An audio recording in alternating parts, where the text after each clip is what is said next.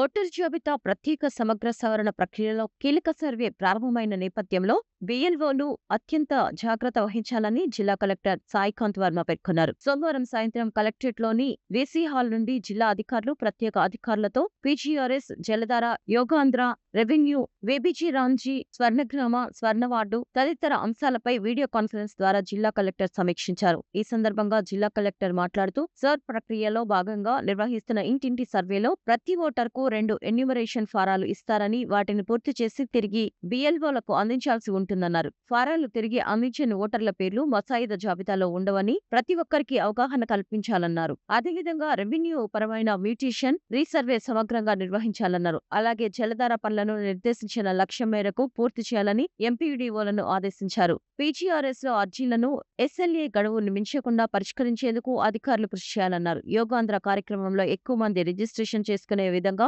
చూడాలన్నారు. ఈ సమావేశంలో joint collector Ashutosh Srivastava, DRO Khajavali, వివిధ శాఖల జిల్లా అధికారులు పాల్గొన్నారు.